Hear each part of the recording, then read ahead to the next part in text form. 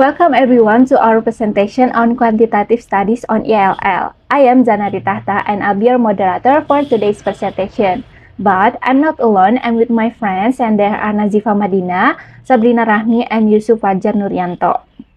And today we explore the process of conducting research using quantitative and qualitative approach to understand its significance and navigate ethical consideration.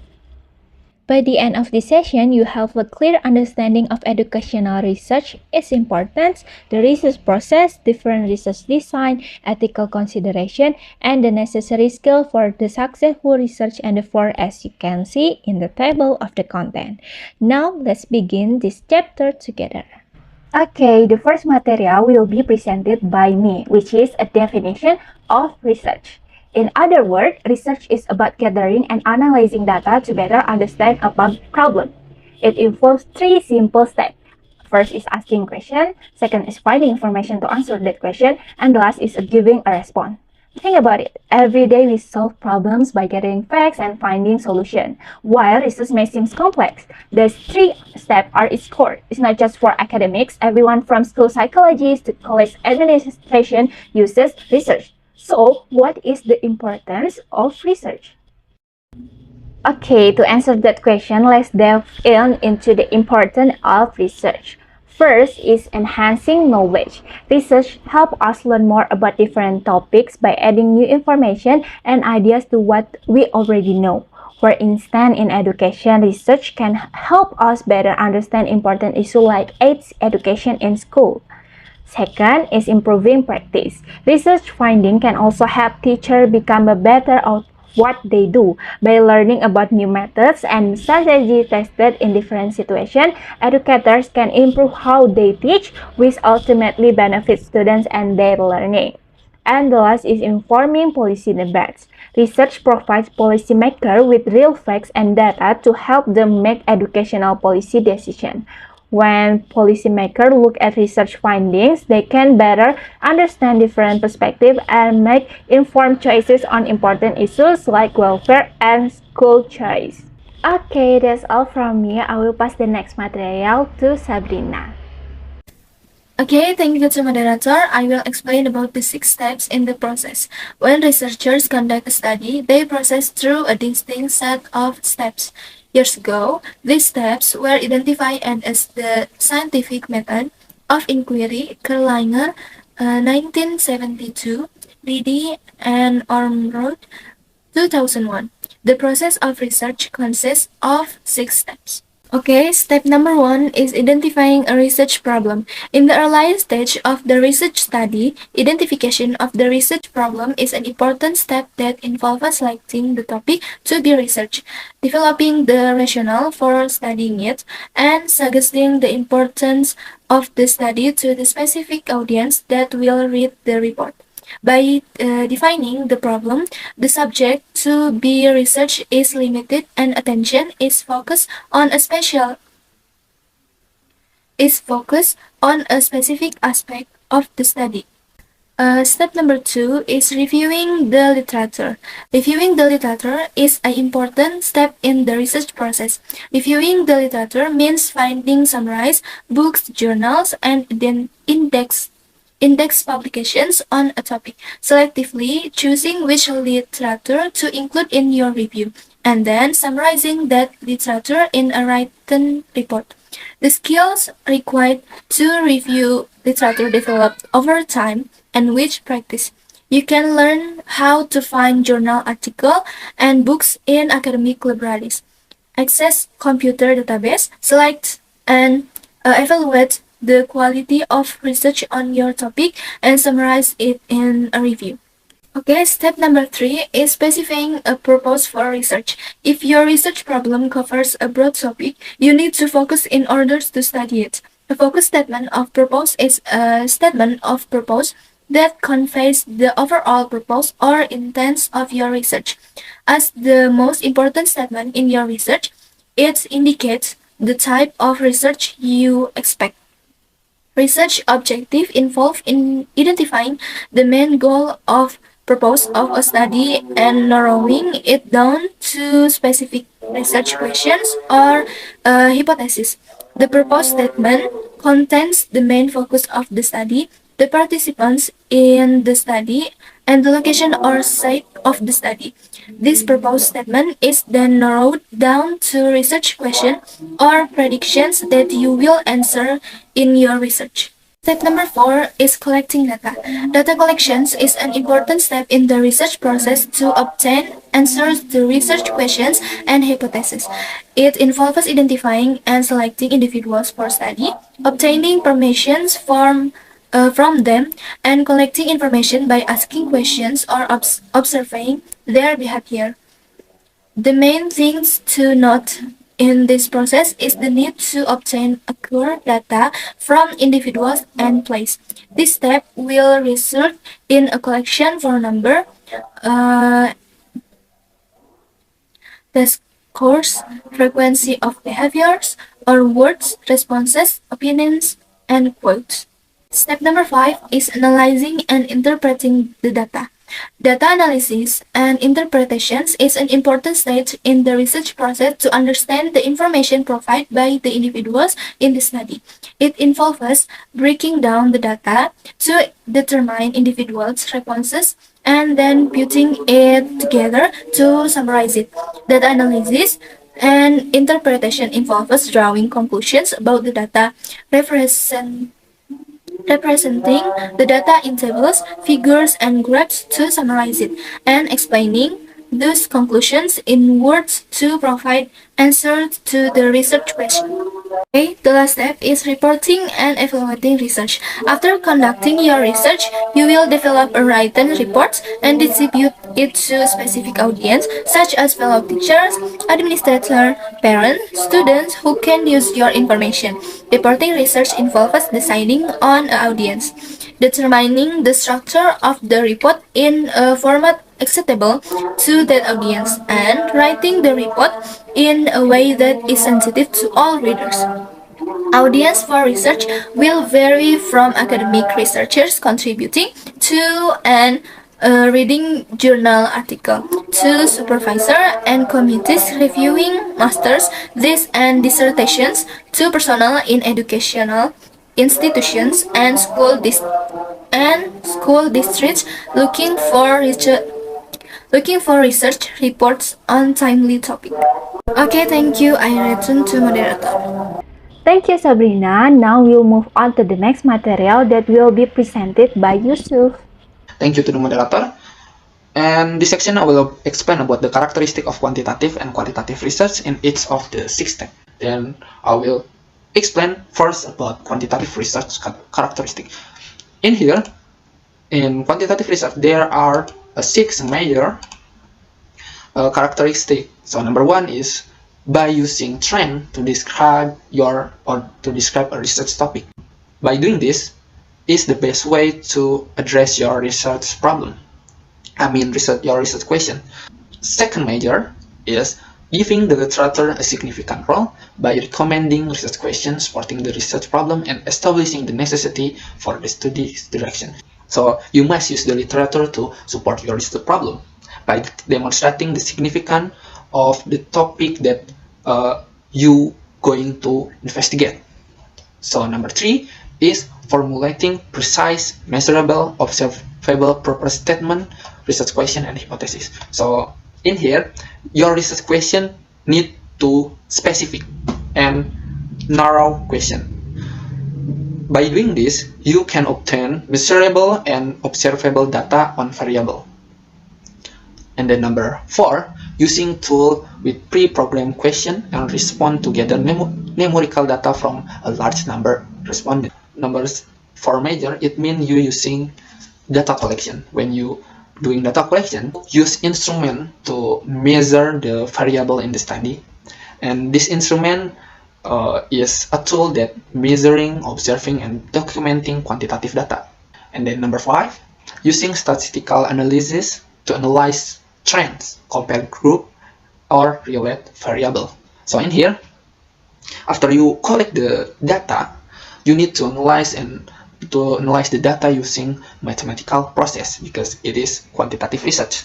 You're using mathematical processes, or we usually call it by using statistics. And then the last one is writing the research report by using standard fixed structure and evaluation criteria in quantitative research. So there are some format. There are format to reporting and analyzing quantitative research. Number one is introduction, literature review, method, finding, and discussion. And that's it for the number one. And then the second is about qualitative research characteristic. So in here, it's same. There are 6 major in qualitative research. Number one is about investigating a problem and gaining true understanding of central phenomenon. So in here, you need to address your research problem, which the variable are still unknown or need to be explored. And then number two is about the literature review should have a minor part in justifying the problem. In here, the literature review is less important because in qualitative research is based on perspective of study participant rather than the researcher investigation. And then number three, providing a wide and general statement of the objective and research question. So in here, your purpose statement and research question are written or are right that you can learn from the participant. For example, like you ask a high school instructor by professionalism. So you ask, what does it mean to be professional? And then the respondent or the teacher answer the question, and you can provide the qualitative data with such as quotation, or you can focus by how they respond about the question.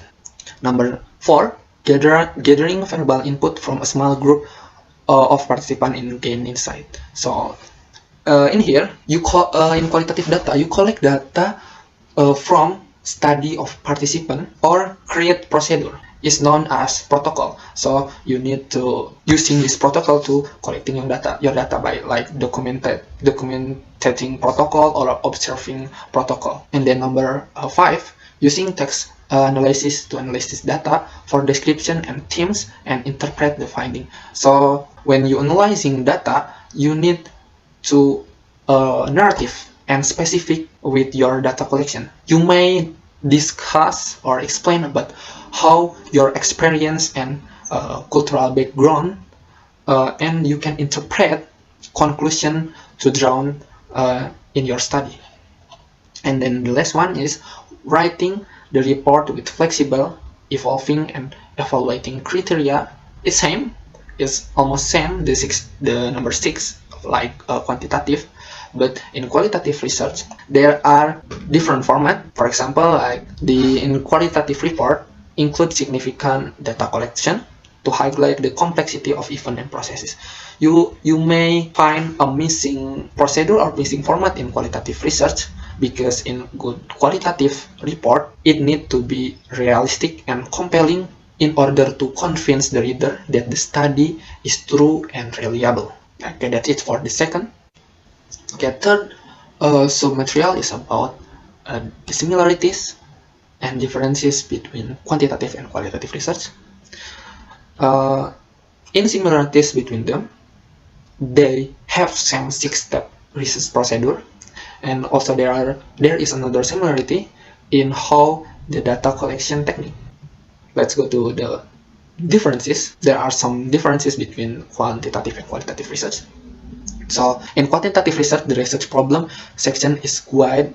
The type of question or hypothesis answered in the study. Qualitative research, the research problem discuss how often used to establish the key idea is important. And then there are more for data analysis. In data analysis, there are a difference too. In quantitative, using numerical data by mathematical section or statistic, and in qualitative is more like examine the word to classify them into bigger meaning of comprehension, such as code categories of them. So it's more like a narrative than numerical, because it's in order to convince the reader in qualitative research. Maybe that is the differences between similarities and differences between qualitative and quantitative research. Okay, the last one is about research design associated with quantitative and qualitative research. So this design is about the data collection and so on. So in quantitative research design, there are three design you can use. Number one is experimental design. In here is you measure by sending group to a set of activities, and then you using design allow you to assess an activity or material effect to your participant outcomes. So you using experiment to collect your data. And then number two is correlation design. In here, you using correlation analysis to determine the degree of association or relationship between two or more variables. So you indicate the two variables are related or can predict to one another by investigating a single group rather than two or more group. And then number third is survey design. So in quantitative research, you're using survey to question or giving a survey to a small number of people in order to uncover their pattern, attitudes, opinion, behavior, and so on. And that's it for the quantitative research. And also there are some research design for qualitative research. There are three design in qualitative research. Number one is grounded theory. So in grounded theory is used by researchers to provide a broad explanation. This is by using a process, action, or interaction between individuals. Usually, you collecting data by interviewing. Design number two is ethnographic design. So you describing, analyzing, and interpreting a cultural groups. So by long-term pattern of their behavior, beliefs, and language. And the last one is narrative research design. So the researcher is describe people's life, how they gather and tell stories about them, and you write about their experience. And then also there are special cases when you combine quantitative and qualitative research design. So there are two design when you using both approach. So number one is mixed method design. In here, the technique in mixed method, you're using gathering, analyzing, and combining quantitative and qualitative data in a single study. So you need to focus which type data you need to gather first. So, and how you mix the data, whether you would utilize your theory to guide your research. And then the last one is action research design. So in action research design, you using systematic, or the researcher using systematic technique used by teacher to collect quantitative and qualitative data in order to enhance or improve their educational environment, like the way of teaching or student learning. Maybe that is for me. I will return in to moderator. Thank you, Yusuf. Now is the last material that will be presented by Nazifa. Okay, thank you to the moderator. Next, we will discuss about the important ethical issues conducting research. So, as you can see in the PPT, an important ethical consideration in research is to prioritize the well-being and autonomy of participants while ensuring fairness in the distribution of risks and benefits, as outlined in the 1978 Belmont Report. And the important ethical issues is conducting research include the respecting audience and using non-discriminatory language. All educational researchers need to be aware and anticipate ethical issues in her research. This awareness arises from historical research authorities such as the treatment of individuals in Nazi Germany and the euthanasia task G simply studies. Belmont report outlined three basic principles. The first is beneficence, or maximizing good outcomes and minimizing risk. Respect for participants, this is for protecting autonomy and ensuring informed voluntary participation. And the justice is to fair distribution of risks and benefits. And this is the five principle of Belmont report. The first is institutional review boards. These boards play a crucial role in ensuring that research involving human participants meets ethical standards. They review research proposals to assess the potential risks to participants and ensure the proper are followed to protect their right and well-being. The second is about professional association. Ethical guidelines provide by professional association over additional support and standards for researchers to follow. This guideline often complement institutional review board requirements and help researchers navigate ethical dilemmas throughout the research process. And the third is about ethical practice throughout the research process. Ethical consideration should be integrated into every stage of the research process, from planning and data collection to analyze and dissemination of findings. Researchers must uphold ethical principles such as respect for participants, honesty in reporting, and transparency in their practice. And the fourth is some ethical issues in data collection.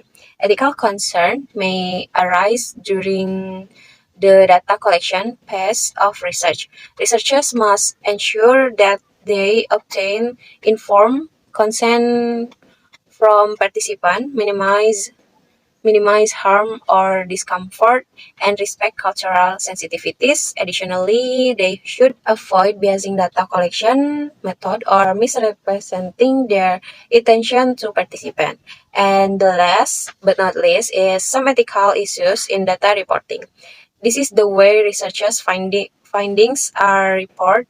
Also raises ethical consideration. Researchers must accurately and transparently present their data, avoiding selective reporting or manipulation of research to fit preconceived notion. They should also acknowledge the contribution of others and refrain from plagiarizing or misrepresenting existing research. Okay, next is about skills needed to design and conduct research. For those entering the world of research for the first time, there may be uncertainty about their capacity to understand, assess, and carry out research activities. Simply understanding the research process does not only necessarily guarantee successful research execution. However, it is reassuring to realize that valuable research skills are often acquired through various life experience. There are several skills that are critical to designing and conducting research. While you may feel concerned about your abilities, you have to actually learn many of these skills through your life experience. These abilities include problem solving, maintain success focus, navigating library research, and especially articulating ideas through writing.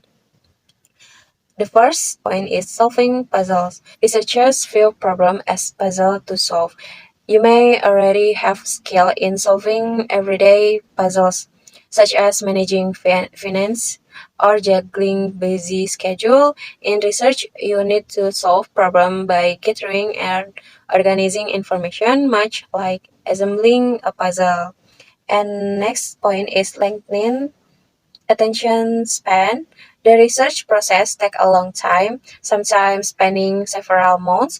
It requires patience and the ability to focus for extended periods. You might already have this skill in things you enjoy and you can apply it to research. And next point is using library resources. A crucial step in research is reviewing related literature. This requires skill in using library resources, both physical and online. You may already have experience in this from your school days and internet use. And the last but not least is about writing, editing, and more writing. Writing is an integral part of research. You need to be able to express ideas and research findings effectively in writing. If you're already use writing, Whether it's in personal journal or creating college report, you have a good foundation to start research. And by using this skill, you will be better prepared to start and conduct your own research. Okay, that's it for me. I give it back to moderator. Thank you, Nazifa, for your explanation. And now we jump up to the conclusion. Research design are related to quantitative and qualitative approach, which include a specific procedure for data collection, analysis, and report writing. The 8 research design highlight include experimental, correlational, survey, grounded theory, ethnographic, narrative, mixed method, and action research design. This research provide frameworks for structuring studies and guiding data collection, analysis, and reporting process in both quantitative and qualitative research methodologies. And last, I want to express my gratitude to our speakers for sharing their valuable insight. Also, I want to say thank you all for your active participation and engagement. Until next time, happy learning!